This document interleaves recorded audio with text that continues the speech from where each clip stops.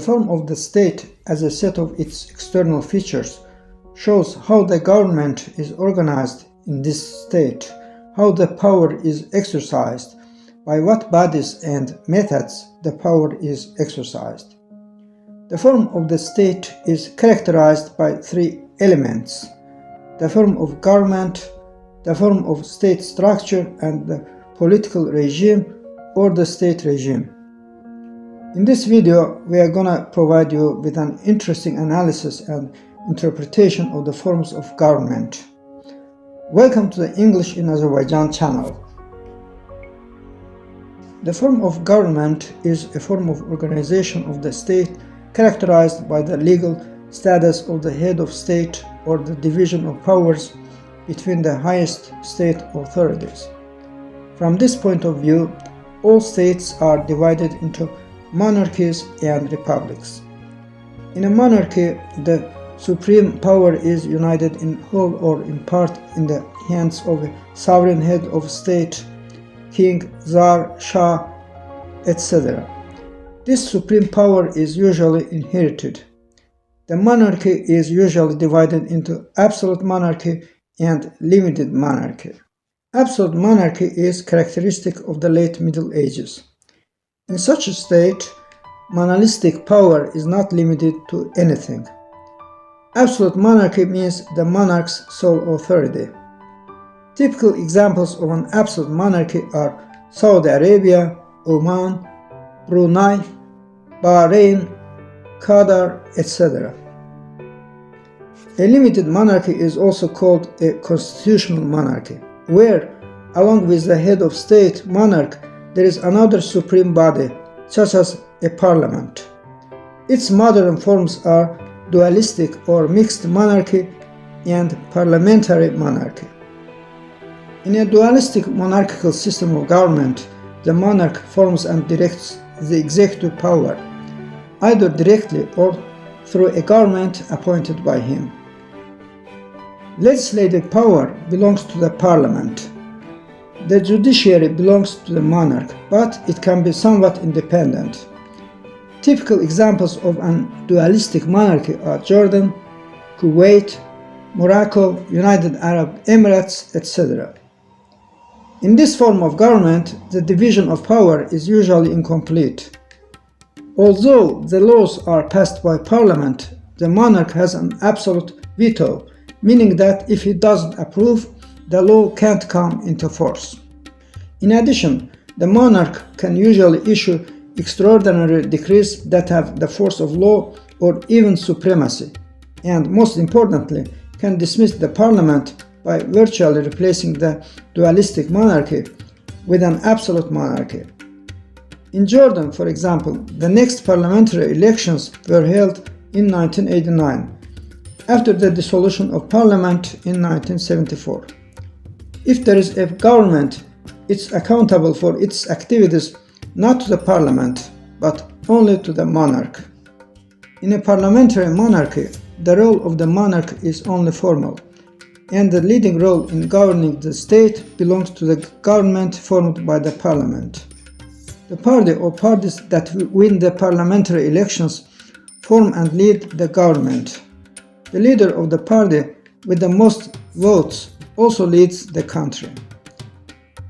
In a parliamentary monarchy, the role of the monarch in domestic and foreign policy is very limited, as the prime minister reports to the parliament, not to the monarch. Typical examples of a parliamentary monarchy are the United Kingdom, Japan, Spain, Belgium, Sweden, Norway, and others. In such countries, the monarchy is in fact a parliamentary democracy. Theocratic monarchy means that power is in the hands of the clergy. For example, Vatican, Saudi Arabia, etc.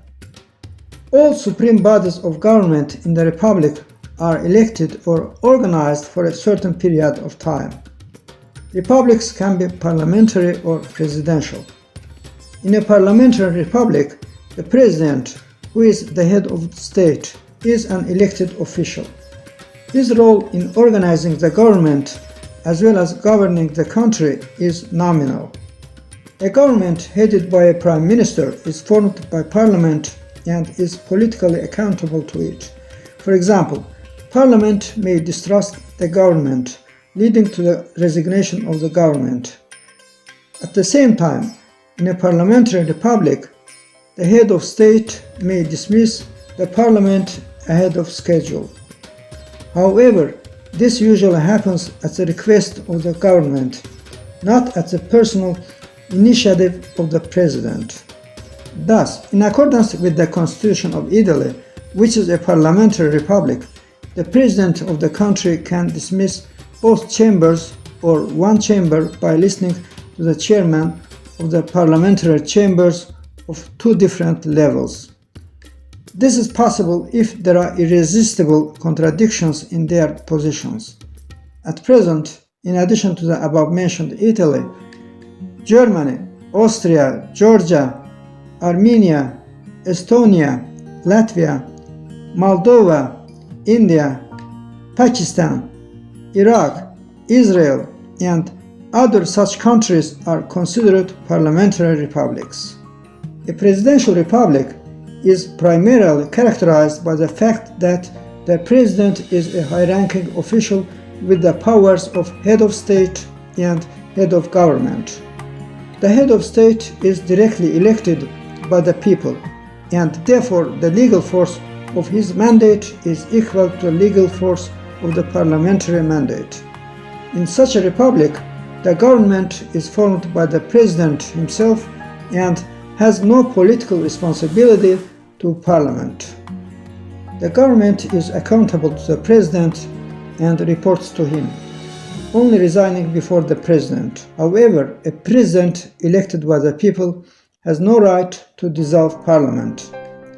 Countries such as the United States, Brazil, Argentina, Belarus, Turkey, Kazakhstan, Turkmenistan, Uzbekistan, Tajikistan, Kyrgyzstan, Philippines can be cited as presidential republics.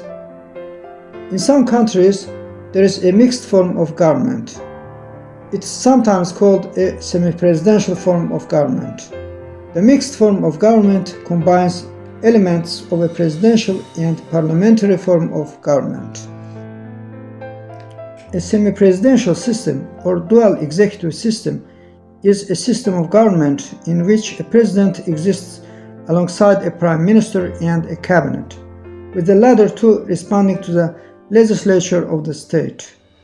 It differs from a parliamentary republic in that it has a popularly elected head of state who is more than a ceremonial figurehead, and from the presidential system in that the cabinet, although named by the president, responds to the legislature, which may force the cabinet to resign through a motion of no confidence.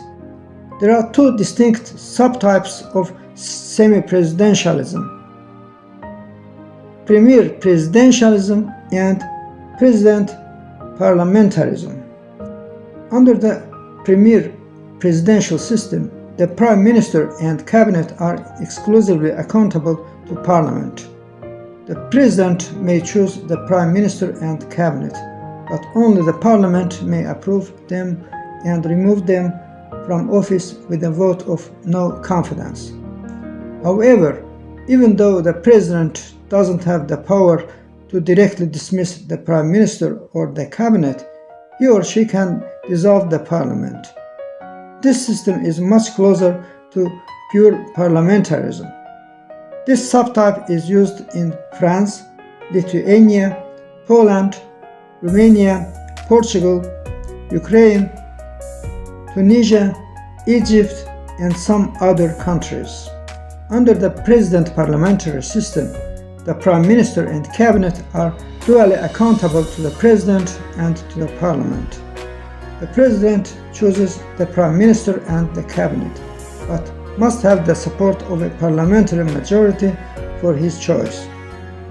In order to remove a prime minister or the whole cabinet from power, the president can either dismiss them or the parliament can remove them through a vote of no confidence. The president also has the authority to dissolve the parliament. This form of semi-presidentialism is much closer to pure presidentialism. This system is used in Russia, Azerbaijan, Syria, Taiwan, Mozambique, as well as in several other Asian and African countries. Along with the signs of a presidential republic, that the head of state is elected by the people, is the head of the executive branch, forms the government, etc., there are also signs of a parliamentary republic. The government is accountable to parliament. The president may dismiss parliament early, and so on. In a super-presidential regime, the president and his administration control political decision-making, while the parliament and courts are only nominally independent, as aptly stated in the recently published UNDP Central Asia Human Development Report. In Russia, Central Asia, and in some other countries, since independence, super-presidential systems have been the rule, rather than the exception.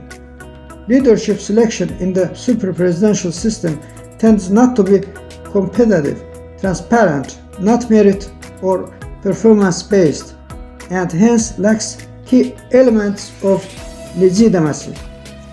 The political dynamics of super-presidential leadership can easily result in a vicious cycle of control. To gain and maintain his power, the super-president needs to exert strong and centralizing controls over the main interest groups in the country. There is the exit problem which super-presidents face.